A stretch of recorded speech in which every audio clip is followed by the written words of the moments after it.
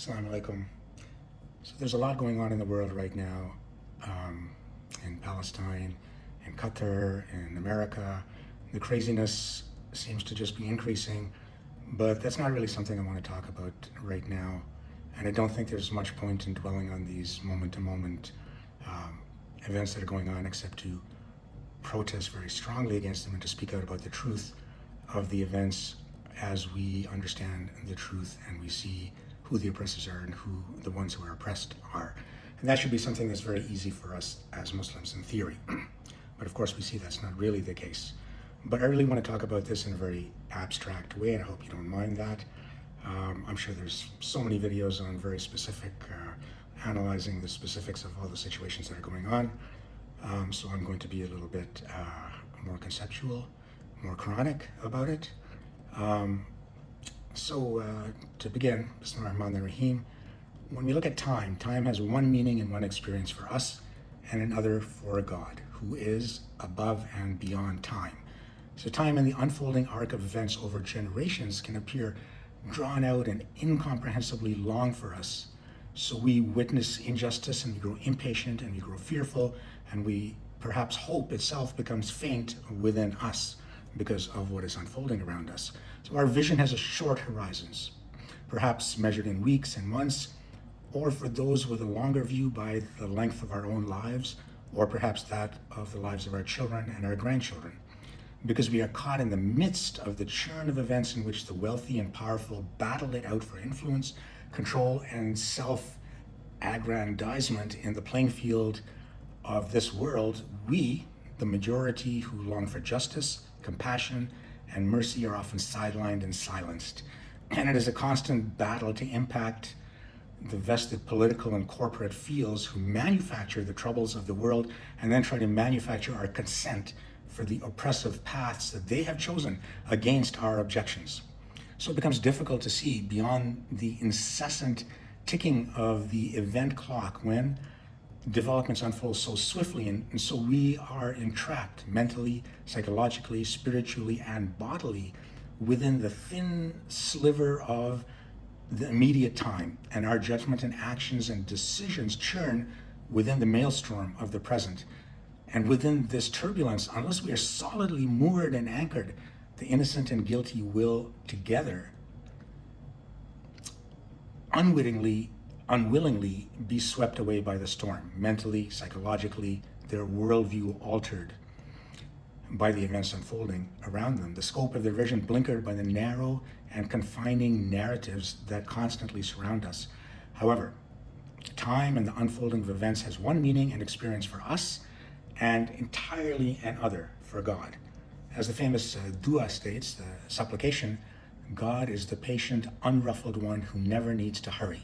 This is from the supplication, the Dua Jawshan al-Sagir, which translates as the lighter armor, in that the supplication acts as an armor of protection for the person who's reciting it.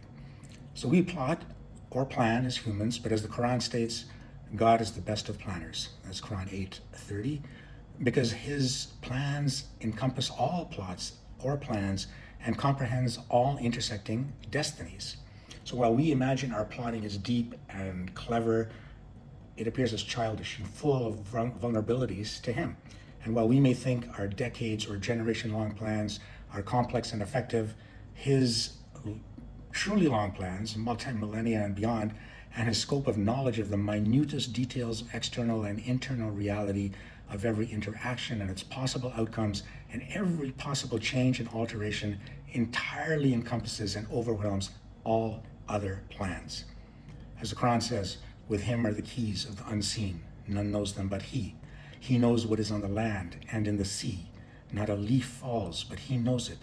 Nor is there a grain in the darknesses of the earth, nor anything fresh or dry, but it is in a clear record. That's Quran 6:59. So when we look at the past, whether in horror or longing, we must keep this in mind. It is not for us to unalterably attach ourselves to a particular sequence of events, thinking this is the only way, when we know that all these ways may be overwhelmed completely by the very long view in which all plots and plans are subsumed under God, and our understanding is subject to our limits, our limitations, which are plentiful. Now, he has shown us the path of felicity, and he has revealed what we should and what we should not attach ourselves to. He has shown us how to live, and if necessary, how to die with dignity and for the truth in this world. He has shown us what is important and what is inconsequential.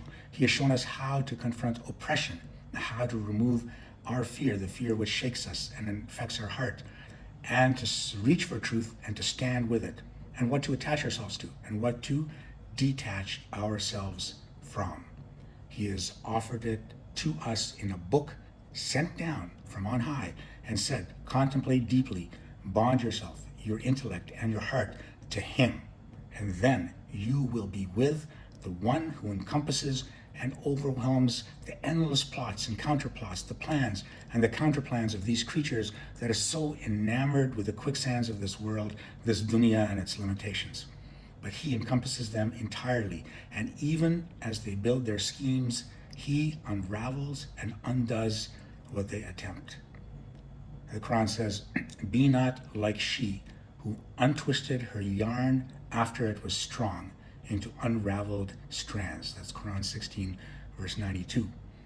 Now this verse is almost like a portrait of our times. The Jews, the Christians, the Muslims, all humanity were granted the beauty of a covenant with God. Yet today we see the Jews are rushing headlong with all the speed and effort they can muster to utterly betray this covenant through the twisted, demented instrument of Zionism.